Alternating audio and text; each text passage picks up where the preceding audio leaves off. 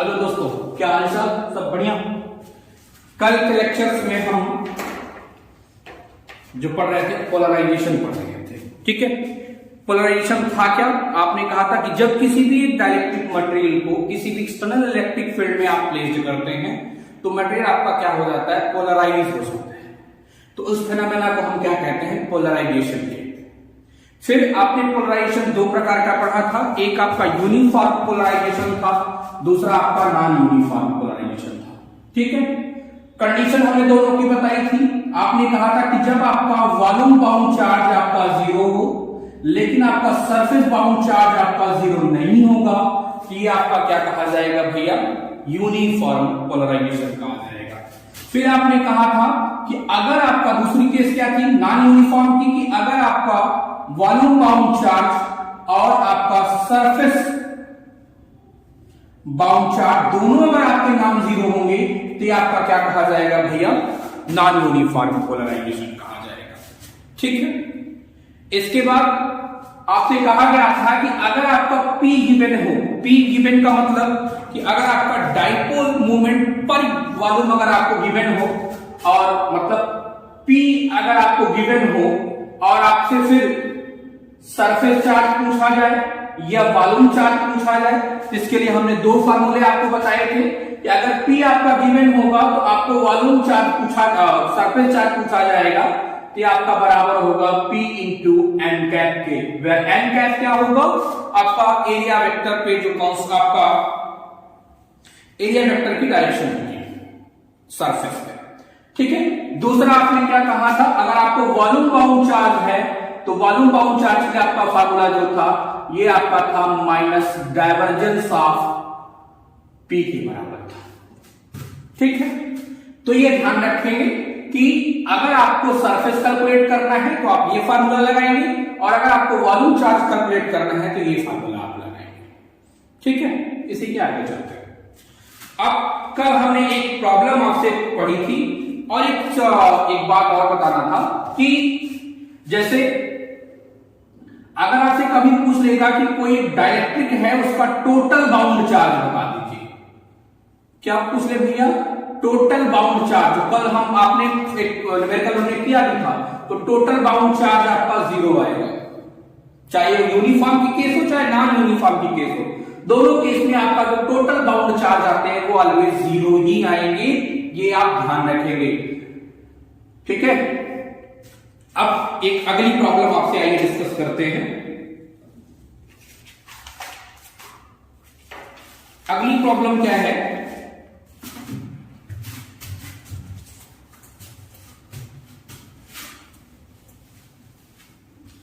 देखिए कि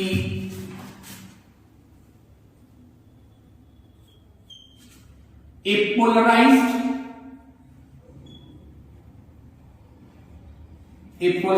dielectric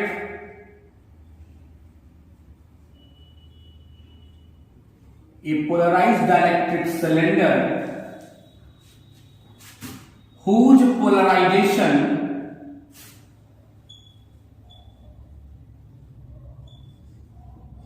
polarization P is given by 7z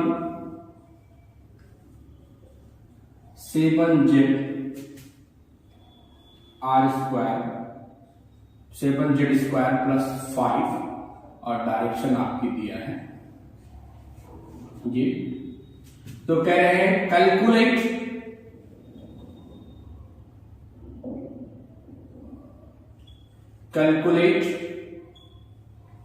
bound charge. कह रहे हैं कि एक आपके पास पोलराइज क्या है भैया? डाइलेक्ट्रिक है और उस पोलराइज डाइलेक्ट्रिक से आप कह रहे हैं कि आप क्या निकाल के बता दो हमें? बाउंड चार्ज बता दो, ठीक है। अब देखिए क्या गिवन क्या किया है? गिवन दैट कि आपका पोलराइजेशन P आपका क्या गिवन है? 7z² + 5 जेड कैप, ये गिवन है। आपसे क्या करेंगे, टोटल बाउंड चार्ज बता दीजिए। तो पहले तो आइए, हमने एज्यूम किया, हमने कहा कि हमारे पास क्या है, एक सिलेंडर है जिसका रेडियस कितना है भैया, कैपिटल आर है। ठीक, इसका रेडियस कितना हो गया, कैपिटल आर हो गया। इसकी लेंथ को हमने कहा कैपिटल, ठीक, समझ पा रहे हैं। तो अब पहले क्या निकालेंगे, वॉल्यूम बाउंड चार्ज।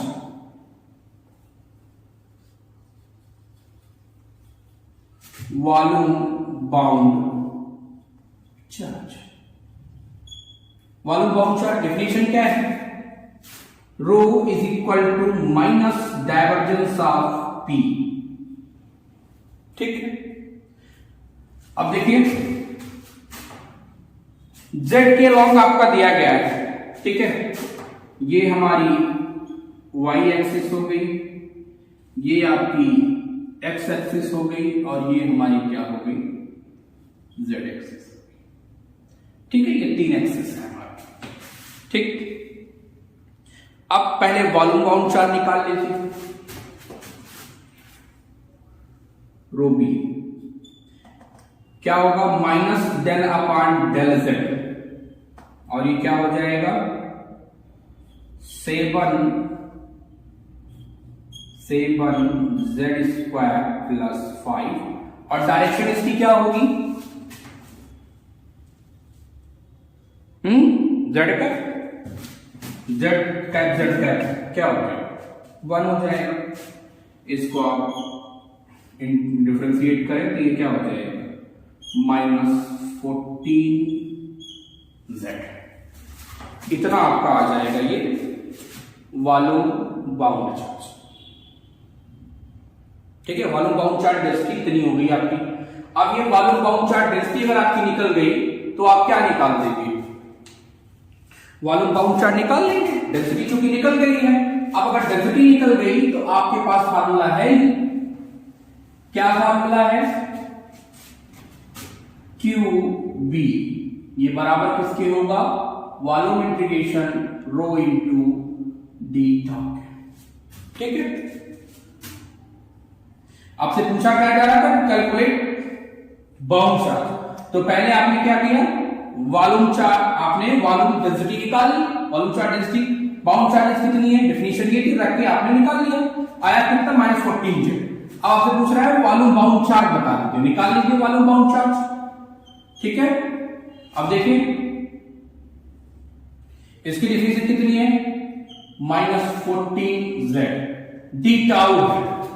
ठीक है, सिलेंड्रिकल कोऑर्डिनेट में आएंगे, क्या हो जाएगा, आर डी आर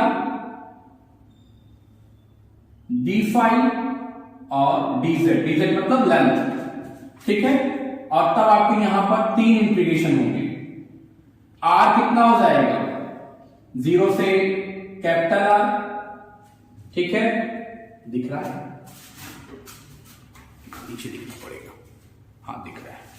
ठीक है, 5 कितना हो जाएगा, 0 से 2 पाई, और ये कितना हो जाएगा 0 से एल। ठीक है,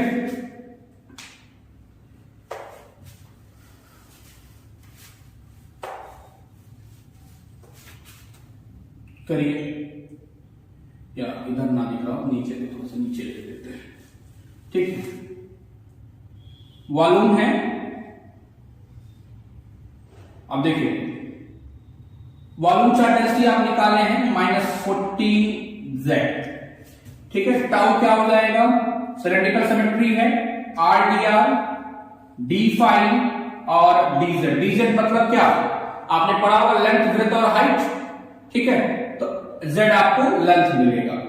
अब आइए r, स्मॉल r कहां से कहां तक होगा, 0 से कितना हो जाएगा कैपिटल R। 5 कितना होगा 0 से 2 पाई, z कितना होगा 0 से कैपिटल L। ठीक है, -14 जेड स्क्वायर बाई अपॉन 2 और लिमिट 0 से क्या हो जाएगी कैपिटल एल। क्या हो जाएगा ये आर स्क्वायर अपॉन 2 लिमिट 0 से कैपिटल आर, और फाई का क्या हो जाएगा फाई लिमिट 0 से 2 पाई। ठीक है, कैलकुलेट करिए तो क्या हो जाएगा -14, 2 से ये कैंसिल हो जाएगा, 7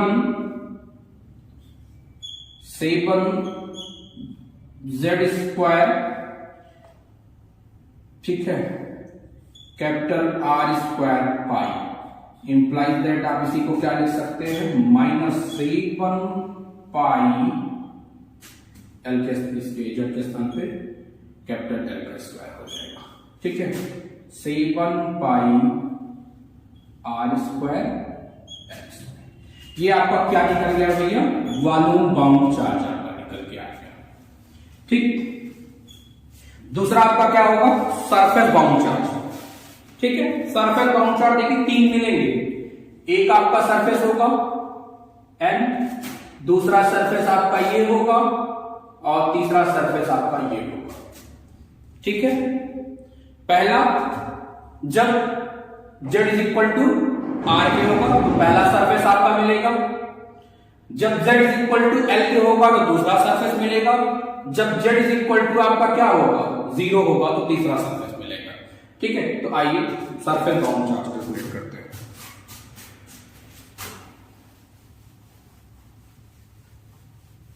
सरफेस बाउंड चार्ज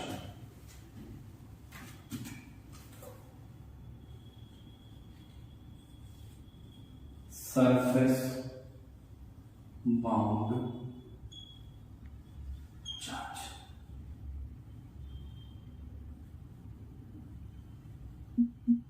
ठीक है, surface bound charge, surface bound charge calculate करते हैं। पहला सरफेस आपका क्या होगा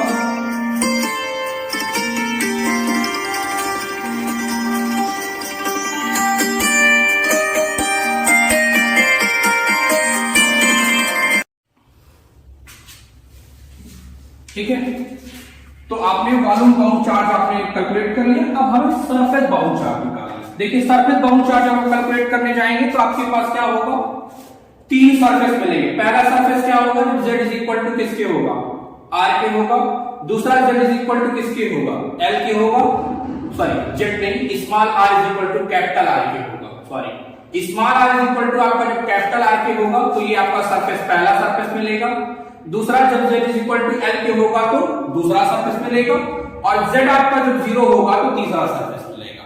ठीक है, तो पहले सरफेस पे कैलकुलेट करते हैं कब जब स्मॉल r आपका किसके बराबर होगा कैपिटल R के।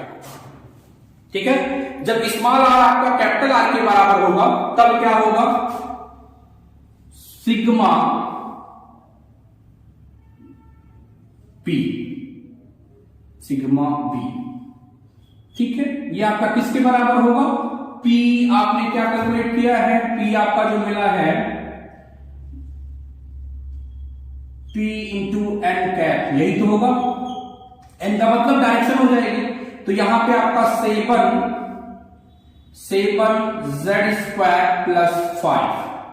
ठीक है, जेड कैप इंटू आपका क्या हो जाएगा जेड कैप, सॉरी जेड, ये तो जेड कैप होगा और ये आपका क्या हो जाएगा आर कैप। ठीक है ना, कैसे समझिए ये आपका जेड कैप है और ये आर कैप का पहला surface r is equal to जब कैपिटल R के होगा। ठीक है, तो यहां पर क्या हो जाएगा आपको याद हो आप जब डॉट प्रोडक्ट पढ़ते हैं यूनिट वेक्टर का तो i इंटू जे किसके बराबर होता है 0, तो ये आपका क्या हो गया 0।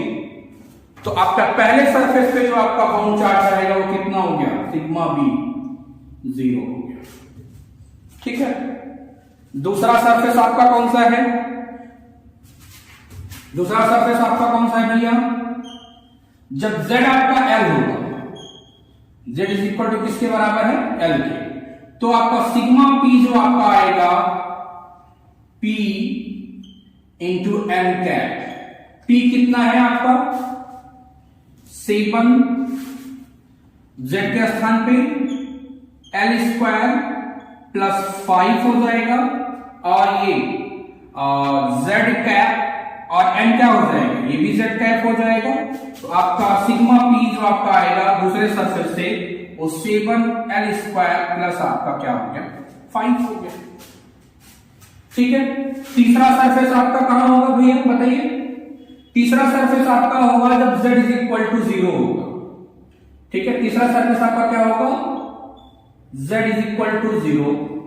तो सिग्मा p आप कैलकुलेट कर लें, इसको सिग्मा b1 कर देते हैं, इसको सिग्मा b2 कर देते हैं और इसको सिग्मा b3 कर दे रहे हैं। ठीक है, तीसरे सरफेस से क्या हो जाएगा, तीसरा सरफेस जब z आपका 0 होगा तो क्या हो जाएगा 7, ठीक है बच्चे।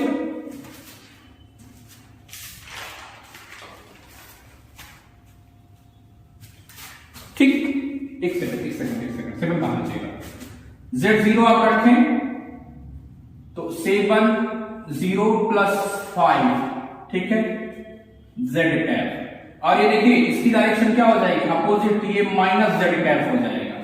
ठीक है, तो सिग्मा b3 आपका जो आएगा भैया -5 आएगा। ठीक है, तो आपने कहा आपके पास सिलेंडर में 3 सरफेस थे, कौन कौन से? पहला सरफेस आपका ये हुआ, जब स्मॉल आर आपका कैपिटल आर के हुआ तो वहां पर आपने सरफेस बाउंड डेंसिटी कैलकुलेट कर ली, 0 हो गई। जब आपने कहा z is equal to l होगा तो वहां पर आपको इतना मिल गया, और आपने कहा जब z इज इक्वल टू क्या हो जाएगा 0, तब आपको हो जाएगा। तो आप टोटल निकाल लेंगे जब, ठीक है, टोटल आप बाउंड चार्ज आप कैलकुलेट कर लीजिए। अब देखिए ये 0 है तो यहां तो मिलेगा नहीं, ठीक है, तो टोटल बाउंड चार्ज आपके क्या हो जाएंगे,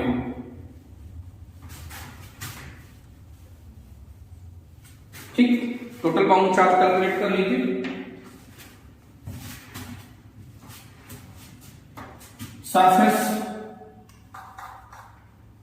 सरफेस बाउंड चार्ज, ठीक है, क्या हो जाएगा 7l स्क्वायर प्लस 5 पाई r स्क्वायर हो जाएगा माइनस, कैसे होगा ये ध्यान रखें, क्या होगा formula sigma b is equal to surface integration और आपका df, ठीक है, यही होगा, यहीं से आप कैलकुलेट करेंगे तो ये पाई r स्क्वायर हो जाएगा। ठीक,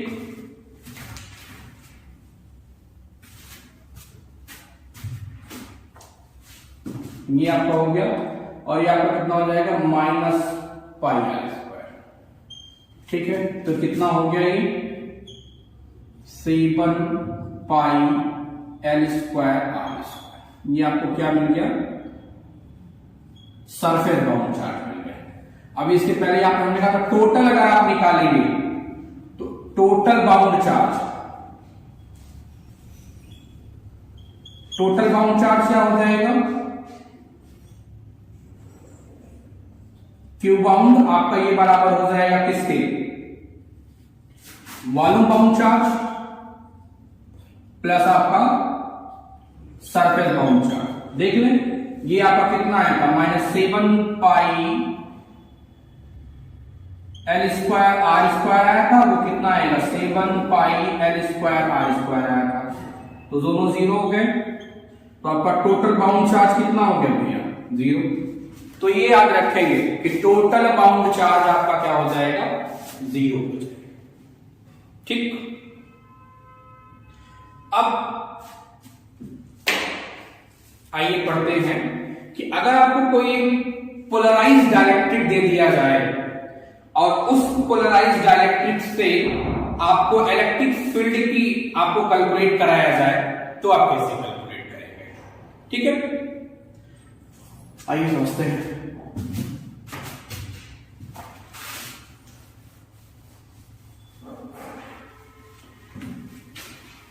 अगर आपको कोई क्लोज सरफेस दिया गया होता है और आपसे पूछा जाता है कि आप क्या बता दें, इलेक्ट्रिक फील्ड बता दें, तो तुरंत ही आप गॉस लॉ लगाते हैं। गॉस का स्टेटमेंट क्या होता है, गॉस का स्टेटमेंट होता है कि E into ds is equal to Q enclosed upon epsilon naught. ये आपका स्टेटमेंट होता है। अगर आपको कोई क्लोज सरफेस दिया है और चाहे वो स्फेरिकल सिमेट्री हो, चाहे वो सिलेंड्रिकल सिमेट्री हो, चाहे वो प्लानर सिमेट्री हो, ऐसी सबक के लिए अगर आपको कहा जाए कि आपको एक सामने सरफेस दे दिया है और उस सरफेस के लिए आप इलेक्ट्रिक फील्ड बता दो, तो तुरंत ही आप गॉस लॉ लगाते हो और गॉस लॉ की हेल्प से आप इलेक्ट्रिक फील्ड कैलकुलेट कर लेते हो। और यहां पर क्यू इनक्लोज्ड क्या होता है? क्यू इनक्लोज्ड टोटल चार्ज होता है, मतलब free charge plus bound charge, ये आपको गिवन होता है। लेकिन अब जब डाइलेक्ट्रिक के केस की बात करेंगे तो डाइलेक्ट्रिक में तो आपको बाउंड चार्ज बाउंड चार्ज तो आपका गिवन होता नहीं है, तब आप कैसे कैलकुलेट करोगे?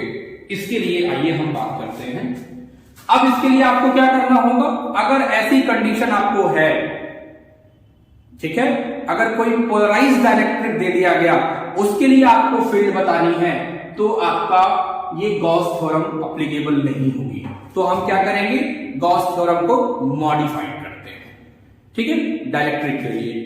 तो थ्योरम नहीं भाई, गॉस लॉ, पता नहीं मुझसे क्यों थ्योरम निकल जाती है बार बार। तो गॉस लॉ को हम क्या करेंगे? मॉडिफाई करते हैं। आइए गॉस लॉ का पढ़ते हैं। हम पढ़ते हैं गॉस लॉ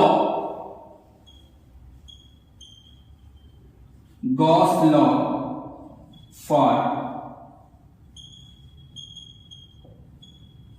पोलराइज्ड डाइलेक्ट्रिक।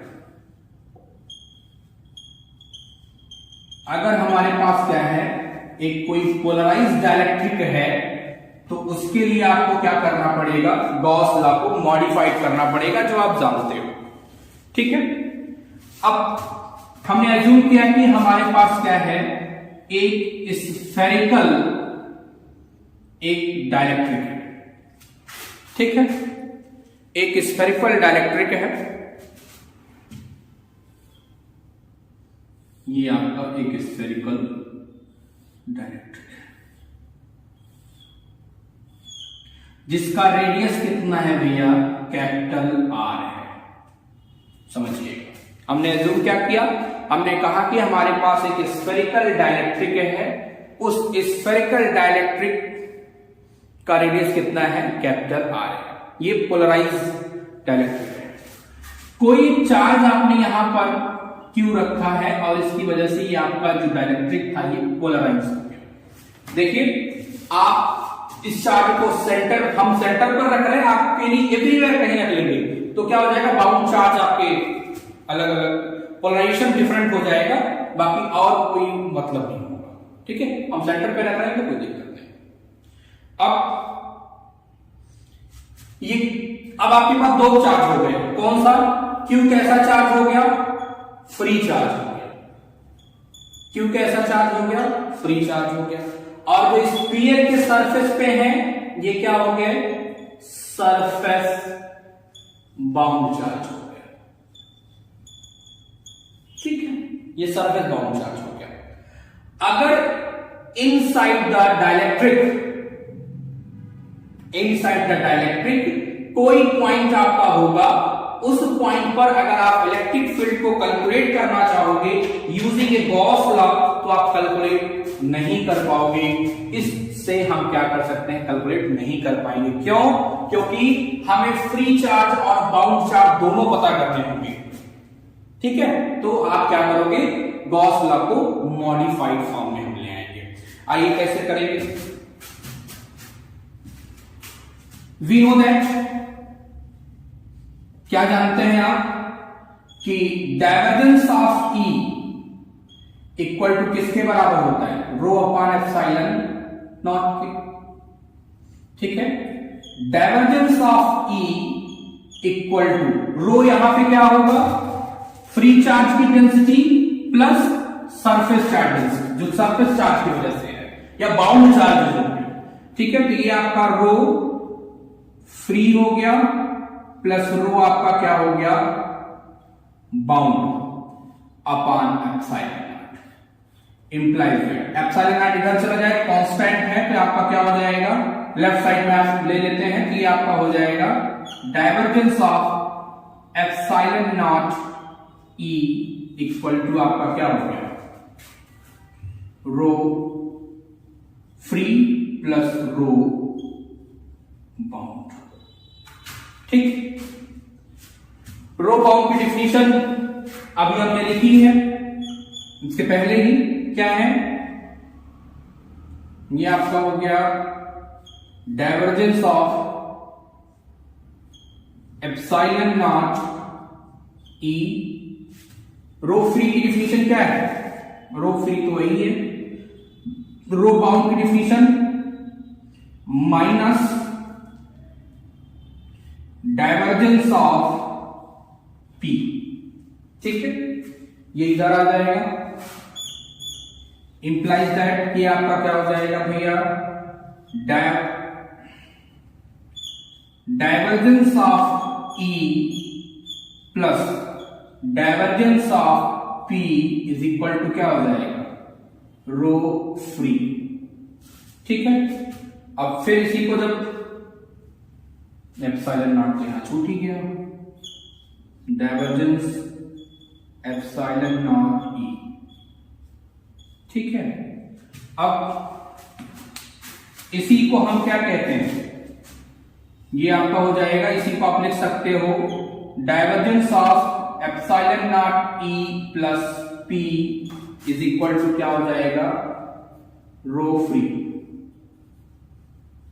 ठीक है, इसी को हम क्या कहते हैं, डी कहते हैं, डिस्प्लेसमेंट वेक्टर हो गया ये आपका हो गया रो फ्री। तो ये आपका क्या हो गया, गॉस लॉ का मॉडिफाइड फॉर्म हो गया।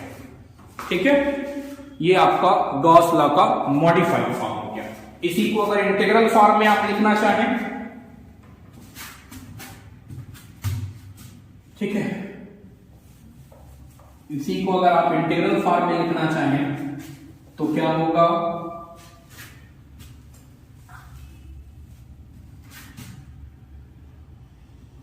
इंटीग्रेशन दोनों साइड वॉल्यूम इंटीग्रल ले लीजिए, दोनों साइड टेकिंग वॉल्यूम इंटीग्रल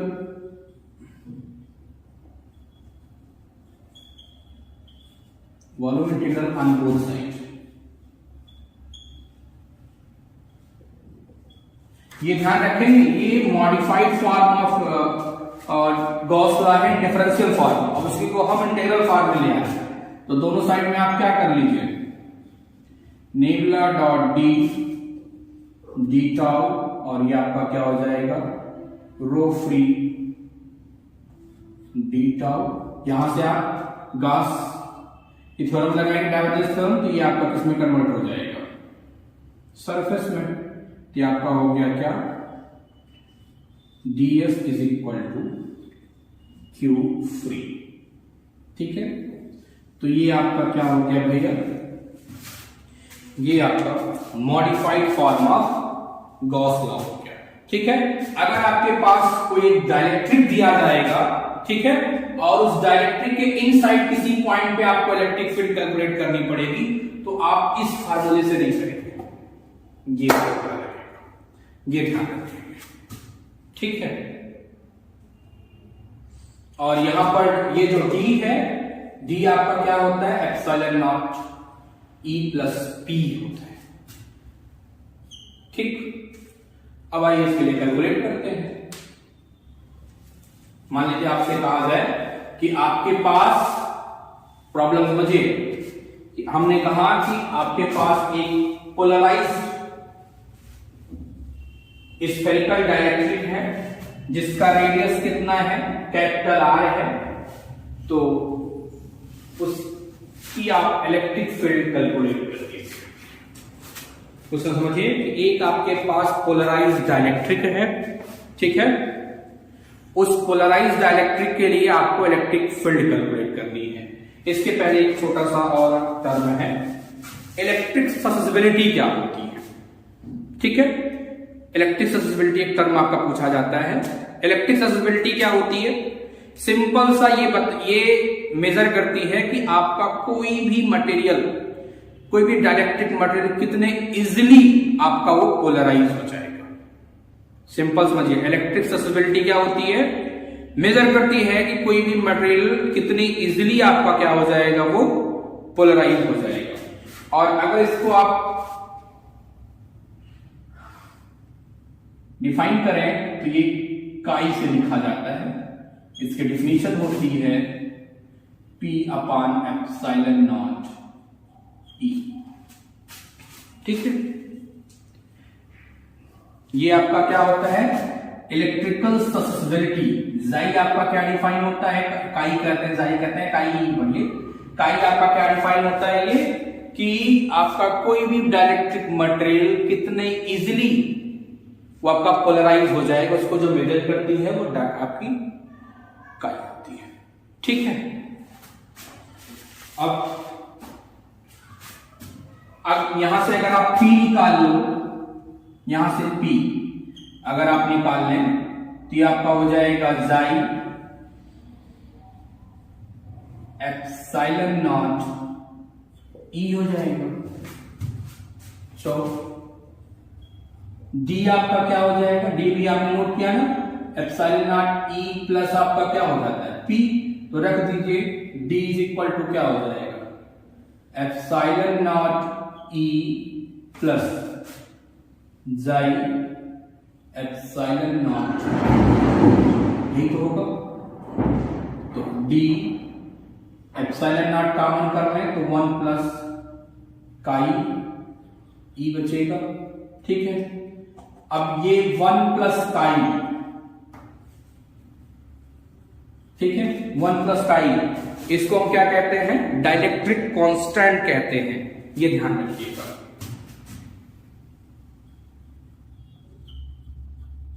ये आपका क्या होता है, डाइलेक्ट्रिक कांस्टेंट, या इसी को रिलेटिव परमिटिविटी के भी नाम से जानते हैं। ठीक है, ये क्या है, रिलेटिव परमिटिविटी, डाइलेक्ट्रिक कांस्टेंट या रिलेटिव परमिटिविटी। ठीक है, बात समझ में आई। ठीक है, आपने जब गॉस थ्योरम को मॉडिफाइड किया तो गॉस थ्योरम का मॉडिफाइड फॉर्म क्या आया, D into ds is equal to आपका आया Q फ्री। ठीक है, ये आपका आ गया। और अगर आपने क्या किया, जब आपका जो गॉस लॉ था वो क्या था, गॉस लॉ आपका था EdS is equal to Q/ε0 enclose. यहां पर टोटल चार्ज, अगर आपका कोई कंडक्टिंग बॉडी है उसके लिए ये आपका होगा, लेकिन अगर डाइलेक्ट्रिक बॉडी है तो डाइलेक्ट्रिक के लिए ये आपका टर्म यूज होगा, ये ध्यान रखेंगे। ठीक है, और यहां पर आपका P क्या डिफाइन होगा, ये देख ले। P की डिफिनीशन ये होती है, अगर आपसे कभी कभी क्या होता है कि E आपको दिया है और आपसे P पूछ ले रहे हैं, तो ये फार्मूला आप लगाएंगे तुरंत। ये कांस्टेंट होता है, ये गिवन होगा आपका, जिस भी मटेरियल के लिए कहेंगे वो आपका ये गिवन होगा, काई की वैल्यू ε0 आप जानते ही हैं ना, permittivity of the free space होता है। तो E आपको दे करके P पूछ लेंगे, या P दे करके अगर आपसे E पूछ लेंगे तो भी आप निकाल लेंगे, कैलकुलेट कर लेंगे। ठीक है, ये होगा। और अगर आपको क्या हो गया, आप मान लीजिए रिलेटिव परमिटिविटी दी हुई है, इलेक्ट्रिक फील्ड दिया है, आपसे डिस्प्लेसमेंट वेक्टर पूछ लेते हैं D, तो आप कभी को कैलकुलेट करके बता देंगे। ठीक है, बात क्लियर हो गई कि अगर आपको क्या दिया है भैया, E दिया है, आप P निकाल सकते हो, E दिया है तो आप D भी कैलकुलेट कर सकते हो। ठीक है, तो ये याद रखेंगे। अब आइए जिस प्रॉब्लम की हम आपसे बात कर रहे थे उसकी बात करते हैं कि अगर आपके पास कोई एक, हमने आपको पोलराइज स्फेरिकल डाइलेक्ट्रिक दे दिया, एक ऐसा डाइलेक्ट्रिक आपका हमने दे दिया आपको, और आपसे कहा कि आप इलेक्ट्रिक फील्ड इनसाइड और आउटसाइड दोनों बताइए।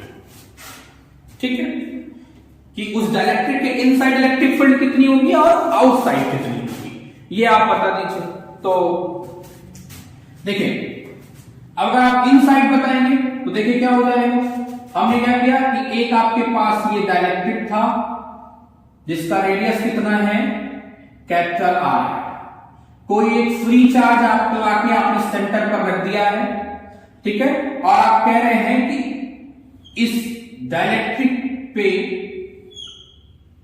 आप इलेक्ट्रिक फील्ड हमें कैलकुलेट करके बता दीजिए इनसाइड द पॉइंट और outside the point, outside the sphere. तो हमने कहा कि यहां पर कोई एक पॉइंट आपका P है जहां पर आपको इलेक्ट्रिक फील्ड कैलकुलेट करनी है, ठीक है। अब आप क्या करेंगे, तुरंत ही आप एक गॉसियन सरफेस ड्रा करेंगे इन द फॉर्म ऑफ किसके, स्फीयर के, जिसका रेडियस कितना होगा, स्मॉल r होगा, ठीक है। अब आपका जो फार्मूला गॉस लॉ वाला पहला था वो यहां एप्लीकेबल नहीं होगा। किस केस में, जब r आपका लेस देन क्या होगा, r आपका लेस देन कैपिटल R के होगा, ठीक है। जब r आपका लेस देन कैपिटल R के होगा तो ये फार्मूला आपका नहीं लगेगा। कौन सा फार्मूला लगेगा भैया, जो भी आपने निकाला है modified ds is equal to किसके, क्यू फ्री, ठीक है, क्यू फ्री। अब यहां से आप कैलकुलेट कर लीजिए, d इंटू क्या हो जाएगा, 4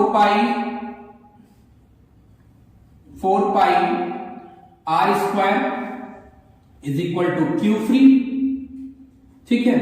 अब यहां से आप d निकाल लें तो d आपका कितना हो गया, Q free upon 4 pi r square, ठीक है। अभी आपने रिलेशन पढ़ा है, क्या पढ़ा है, we know that d is equal to क्या होगा, एप्सिलॉन नॉट एप्सिलॉन और e, यही तो है।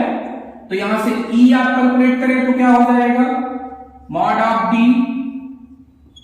अपॉन एप्सिलॉन नॉट, ठीक है। तो यहां से आप कैलकुलेट कर लीजिए, फिर d आपको पता ही है, ये आपका कितना हो जाएगा, 1/4 pi epsilon not Q free upon, ठीक, ये आपका हो जाएगा, ये इनसाइड हो जाएगा।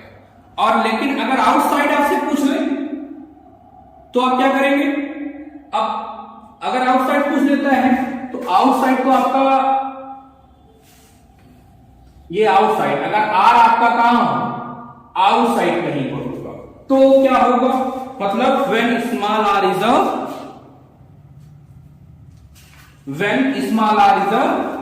greater than capital R, तो क्या होगा, तो आपका जो गॉस लॉ का फार्मूला आपको पता है वही आप लगा लीजिएगा, कोई इश्यू नहीं होगा। लेकिन अगर इनसाइड पूछ लिया डायरेक्ट के तो आप इससे करेंगे, ये याद रखेंगे, ठीक है। तो ये आपका हो गया भैया, ये पोलराइजेशन आपका खत्म हो गया। अब अगला आपसे पढ़ते हैं, एक जो अगला टॉपिक है, इसके बाद अगर आपको याद हो, आपने सिलेबस को देखा होगा तो हमने आपसे क्या कहा, बाउंड्री कंडीशन पढ़ाने के लिए, ठीक है। तो बाउंड्री कंडीशन, उसका प्रूफ आपको नहीं याद रखना, बस हम आपको कंडीशन बता दे रहे हैं क्या क्या होती है, वो आप याद कर लेंगे, ठीक है।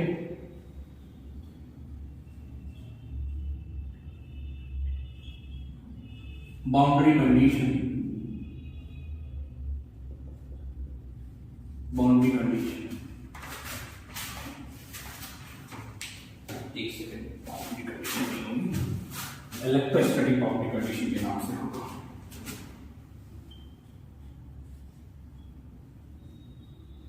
Electrostatic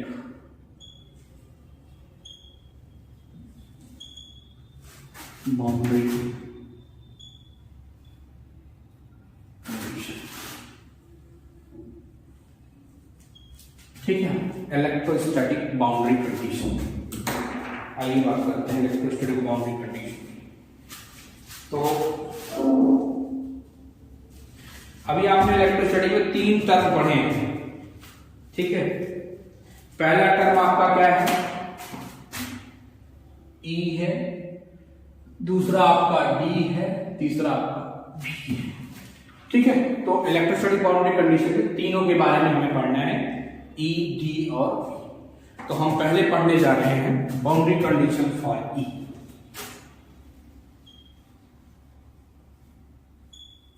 boundary condition for E, boundary condition for E, ठीक है। अब इसमें दो केस हैं। पहली केस क्या है कि पहले समझ लेते हैं। हमने रिज्यूम किया कि हमारे पास कोई दो मीडियम है और उस मीडियम का इंटरफेस आपका ये है, ठीक है। ये अपर मीडियम है और ये आपका लोअर मीडियम, मीडियम 1 हो गया, मीडियम 2 हो गया, ठीक है। बात समझिए, हमने कहा आपको पढ़ना क्या है, boundary condition for electric field के लिए पढ़ना है। हमने कहा कि ये आपके दोनों मीडियम का इंटरफेस है, ठीक है। और इलेक्ट्रिक फील्ड की डायरेक्शन, जो पहली फील्ड है वो E1 है और दूसरी वाली आपकी ये E2 है, ठीक है। तो आप जब बाउंड्री कंडीशन पढ़ने जाएंगे तो दो पढ़ेंगे। पहली क्या,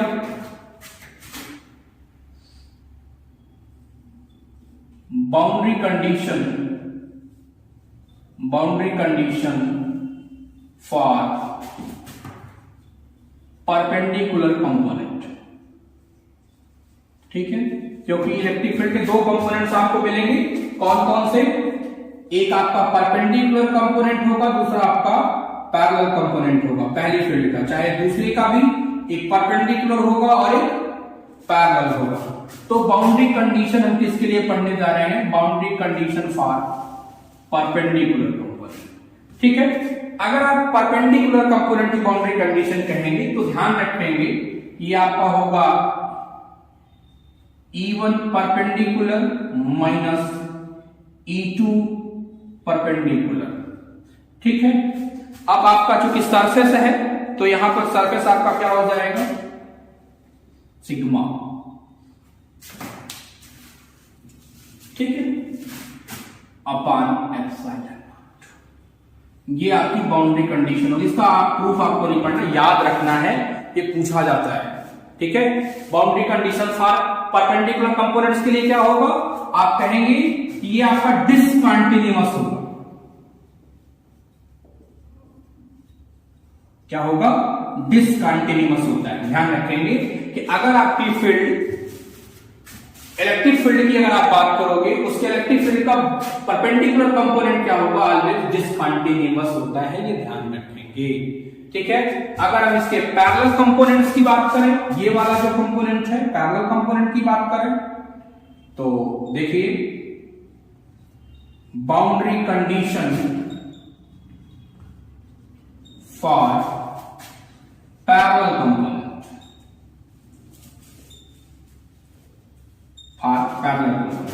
तो boundary condition for parallel components की अगर हम बात करेंगे तो ध्यान रखेंगे पैरेलल कंपोनेंट आपका क्या हो जाएगा, E1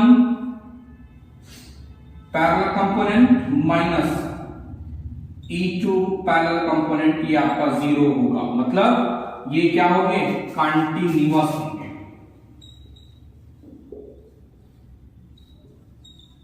ध्यान रखेंगे, इसमें सीधे सीधे प्रॉब्लम आपसे पूछी जाती है कि the boundary condition for perpendicular component is, ठीक है। तो ये आप ध्यान रखेंगे डिसकंटीन्यूअस होते हैं, ठीक है। इलेक्ट्रिक फील्ड के जो परपेंडिकुलर कंपोनेंट्स होंगे वो क्या होंगे, डिसकंटीन्यूअस, और पैरेलल कंपोनेंट आपके क्या होते हैं, कंटीन्यूअस होंगे, ठीक है। ऐसे ही आप उसके लिए निकाल लें, किसके लिए, बाउंड्री कंडीशन फॉर डी के लिए निकाल लें, ठीक है। बाउंड्री कंडीशन फॉर डी,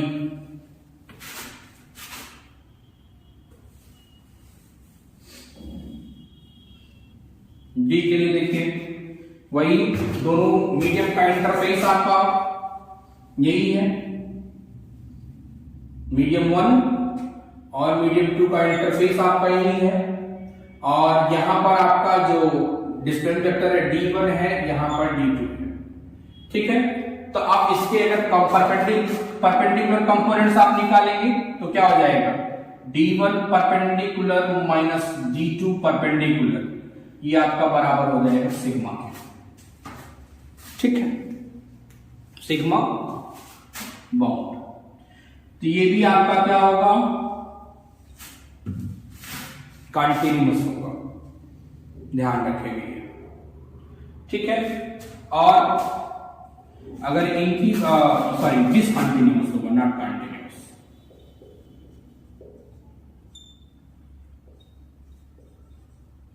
ठीक है। और अगर हम पैरेलल कंपोनेंट की बात करेंगे तो पैरेलल कंपोनेंट भी आपके ये होंगे। तो ये आप दोनों याद रखेंगे, ठीक है। इस पे भी प्रॉब्लम्स आपसे इलेक्ट्रोस्टैटिक बाउंड्री कंडीशन पे पूछी जाती हैं। इलेक्ट्रिक पोटेंशियल का थोड़ा सा लंबा टर्म है, तो इलेक्ट्रिक पोटेंशियल वाला आपसे हम नेक्स्ट लेक्चर में डिस्कस करेंगे। अब इसमें इलेक्ट्रोस्टैटिक में एक प्रॉब्लम बचती है, इमेज बॉक्स प्रॉब्लम, बाकी सब आपका इलेक्ट्रोस्टैटिक खत्म हो गया है, ठीक है। अब आप इलेक्ट्रोस्टैटिक से रिलेटेड प्रॉब्लम सॉल्व करें और फिर अगर आपको कुछ ऐसा होता है तो आप हमें डिस्कस करें। एक लेक्चर और है इसमें, boundary condition sorry boundary image problem जो है वो हम करा देंगे। इसमें आपका electrostatic boundary condition for potential बचा है, वो नेक्स्ट लेक्चर में करा देंगे। और फिर इसके बाद एक लेक्चर और बचता है, ये खत्म करके फिर हम मोशन फॉर मूविंग चार्ज पढ़ना शुरू कर देंगे, ठीक है। तो ये ध्यान, आज हमने पढ़ा क्या है, पोलराइजेशन पढ़ा था, ठीक है। फिर हमने modified form of Gauss law पढ़ा है। Modified form of Gauss law पढ़ने के बाद फिर हमने क्या पढ़ा है, बाउंड्री कंडीशन। ध्यान रखेंगे, अगर आप इलेक्ट्रिक फील्ड की बात करेंगे तो आपका परपेंडिकुलर कंपोनेंट के लिए डिसकंटिन्यूअस होगा, बराबर किसके होगा, सिग्मा अपॉन एप्सिलॉन नॉट के बराबर होगा, ठीक है। और अगर परपेंडिकुलर पैरेलल कंपोनेंट की बात करेंगे तो पैरेलल कंपोनेंट हमेशा कंटिन्यूअस होता है, किस केस में, इलेक्ट्रिक फील्ड के केस में।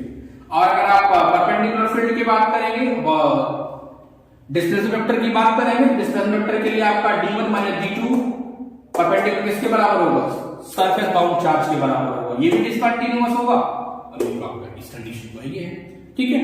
तो नेक्स्ट लेक्चर में हम आपसे बाउंड्री कंडीशन फॉर पोटेंशियल की बात करेंगे और इमेज प्रॉब्लम बात करेंगे। इसी के बाद आपका इलेक्ट्रोस्टैटिक चैप्टर खत्म हो जाएगा, फिर हम आपसे मैग्नेटोस्टैटिक की चर्चा करें। Thank you.